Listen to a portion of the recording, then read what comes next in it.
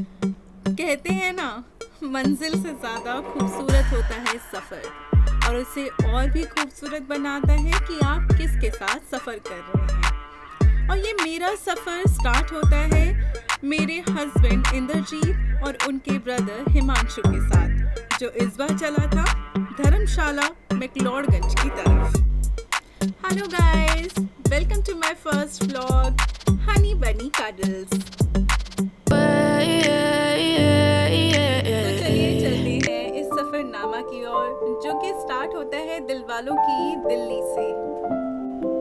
दिल्ली के ट्रैफिक को अवॉइड करना है तो सबसे पहले निकलो सुबह सुबह, कहीं भी जाना हो तो। हमने भी यही डिसाइड किया था और हम लोग सुबह 6 बजे अपने घर से निकले।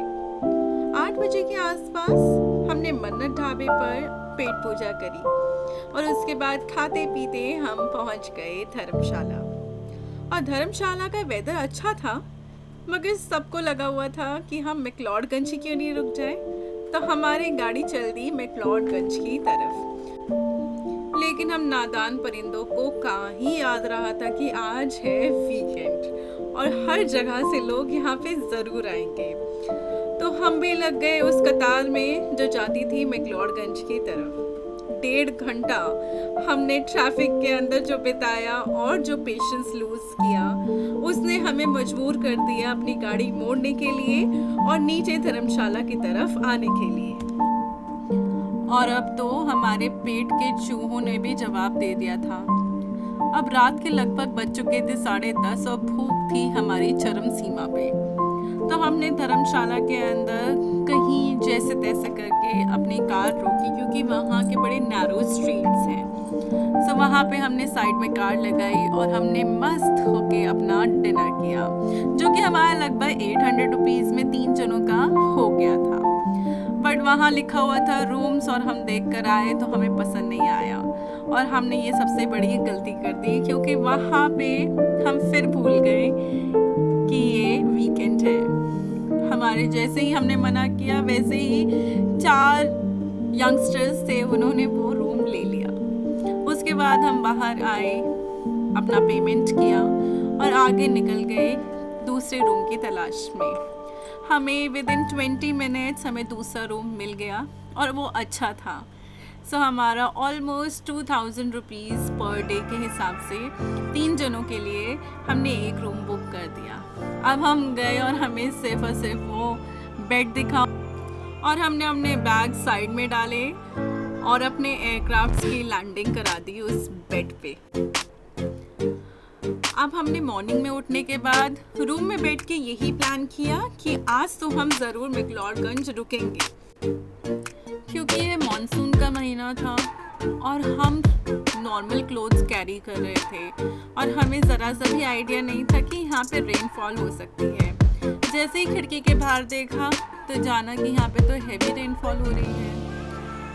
हाँ, कोई नहीं, हमने यही सोचा और हमने प्लान किया कि चलो आज हम लोग मार्केट में जाके पहले रेनकोट सी लेते हैं। फिर हमने जल्दी से कपड़े चेंज करे, नहाए धोए और हमने बाहर जाके शॉपिंग करना। शॉपिंग करने के बाद हमने वहीं पे ही अपना लंच किया और हमने फिर एक कैब हायर करी। वहाँ पे अराउंड 300 रुपीज़ के अंदर हमें कैब मिल गई, जिसने हमें मैक्लोडगंज छोड़ने का वादा किया। अब मैं ऐसा क्यों बोल रही हूँ, आप भी सोच रहे होगे, वही ट्रैफिक। हर दूसरी गाड़ी तो आपको दिल्ली की दिख जाएगी वहाँ पे, और उसी ट्रैफिक में हम दोबारा से फंस गए। अब उस टैक्सी ड्राइवर ने भी हमें बोल दिया कि मैम आप यहाँ से पैदल जा सकते हैं। सो उसने हमें पाथवे की तरफ डायरेक्ट कर दिया और हमें 1 किलोमीटर पहले ही छोड़ दिया।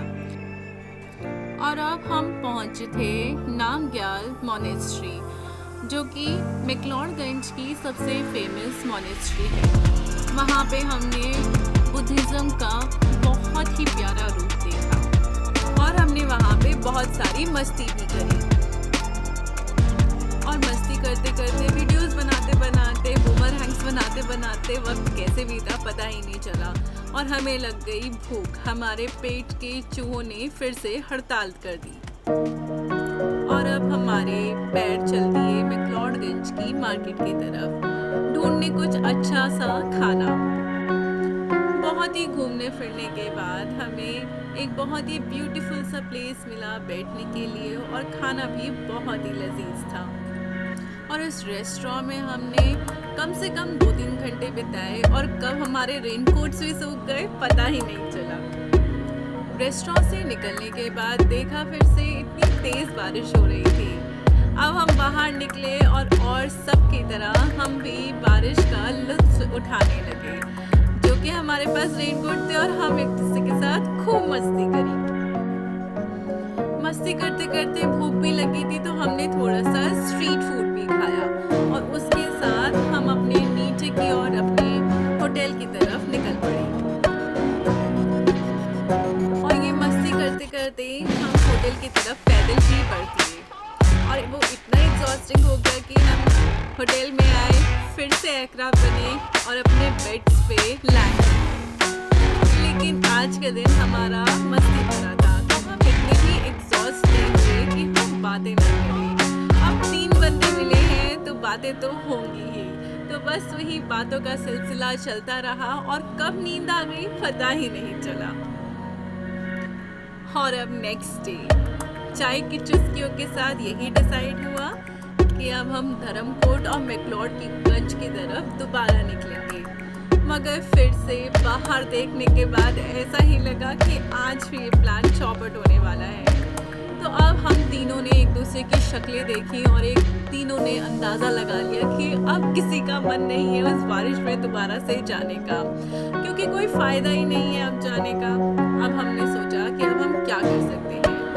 थोड़े दिमाग के घोड़े दौड़ाए और सोचा चलो नीचे की तरफ ही चल देते हैं।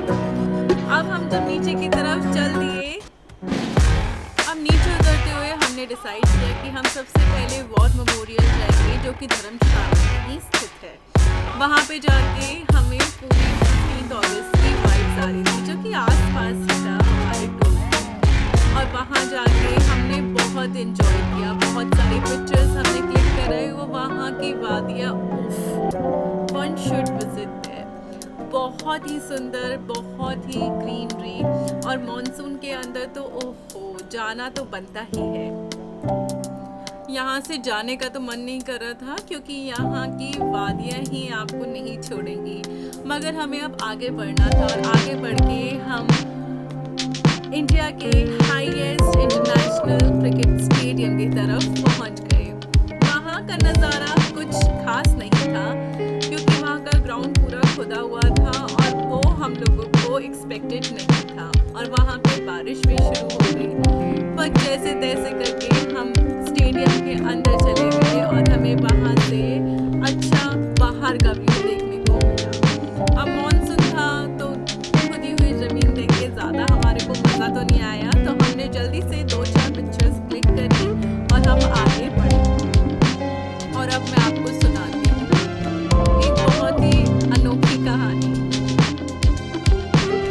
आपने सुना तो होगा कि जाना था जापान, पहुँच गए जी। प्लान किया था कि हम धर्मशाला में मैक्लोडगंज एक्सप्लोर करेंगे, मगर उस बारिश ने हमारा रुख ऐसा मोड़ा कि हम पहुँच गए चामुंडा देवी के मंदिर में। पता नहीं कैसे, क्यों, कब, कुछ नहीं बता सकते, लेकिन उन्होंने हमें शायद बुलाया था और हम वहाँ पहुँच गए। वहाँ पे चामुंडा देवी जी के दर्शन इतने बेहतरीन, इतने प्यारे हुए कि वहाँ से आने का किसी को भी मन नहीं कर रहा था। और जो हाईवे था वहाँ से तो कोई भी नहीं आएगा। हमने वहाँ पे थोड़ी सी मस्ती भी करी, जिसमें हमने वहाँ से वहाँ के लोगों के घरों से भुट्टे भी तोड़े। हाँ, थोड़ी सी चोरी तो करी लेकिन बहुत मज़ा भी आया। उसके साथ हमने थोड़ी पिक्चर्स भी क्लिक कराई, रील्स भी बनाई और हमने थोड़ा अपना फिटनेस का भी ख्याल रखा। और हमारा प्लान था कि शाम होने से पहले नगरकोट माता कांगड़ा देवी के मंदिर में ही हम पहुँच जाए, जो कि एकदम हमारा परफेक्ट था। हम शाम तक कांगड़ा देवी के मंदिर में भी पहुँच गए और हमारे इतने अच्छे दर्शन हुए क्योंकि हम पहुँचे थे आरती के समय पर। हमारा प्लान कांगड़ा में रुकने का ही था, तो हमने सोचा क्यों ना अब हम यहाँ पे ही टाइम स्पेंड करें। इतने एडवेंचर के बाद हम बहुत ज़्यादा थक गए थे, तो हमने यही डिसाइड किया कि हम आज जल्दी सो जाएंगे और कल जल्दी उठ के हम ज्वाला देवी के मंदिर में जाएंगे। अब सुबह सुबह जब हम चेकआउट कर रहे थे तो हमारा इंटरेक्शन हुआ होटल के स्टाफ से, और वो इतने अच्छे अंकल थे। उनसे बात करते करते बैजनाथ मंदिर के बारे में हमें पता चला। अब हम तीनों ने फिर से एक दूसरे की शक्ल देखी, थोड़े दिमाग के घोड़े दौड़ाए और सोचा अब कार का रुख हम कर लेते हैं बैजनाथ मंदिर की तरफ, और हम उसी दिशा में चल दिए।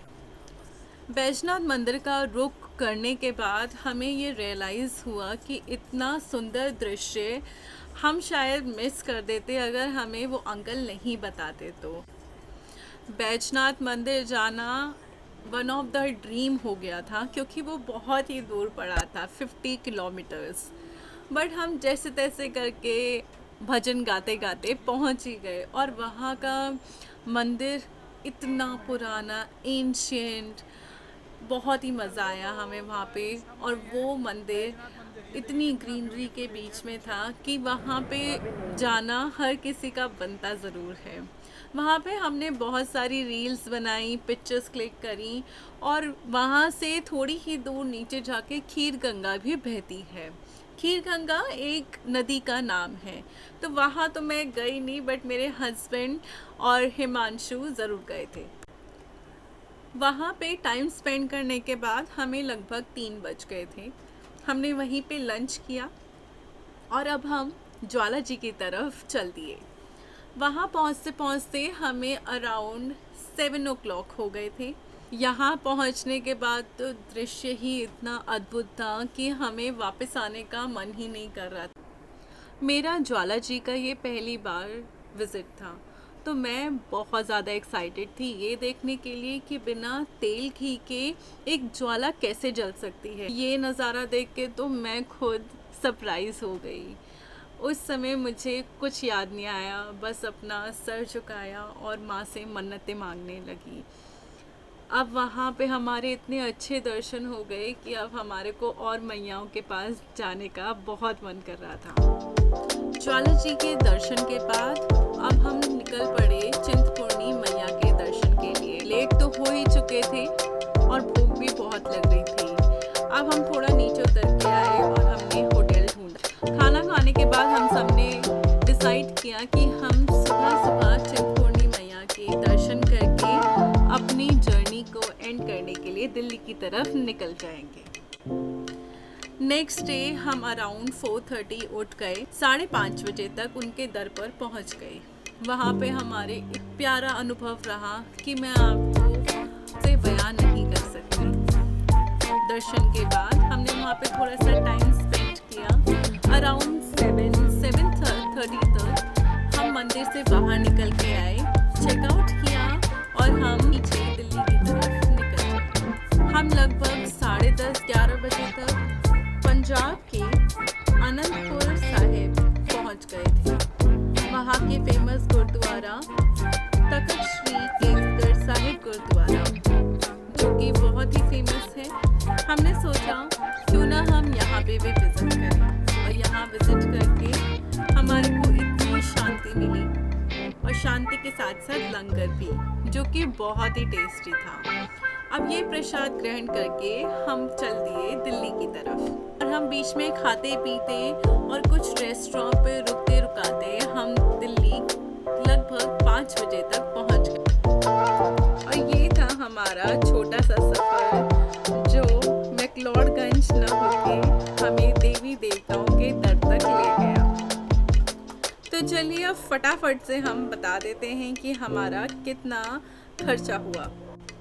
इन टोटल हमारे को 4 days 5 nights का ये पूरा ट्रिप 24,000 रुपीज़ में, which means 8,000 per person, so which is manageable and good to go thing। So अगर आप भी प्लान कर रहे हैं तो ज़रूर जाइए और मेरे चैनल को लाइक और सब्सक्राइब ज़रूर करिए।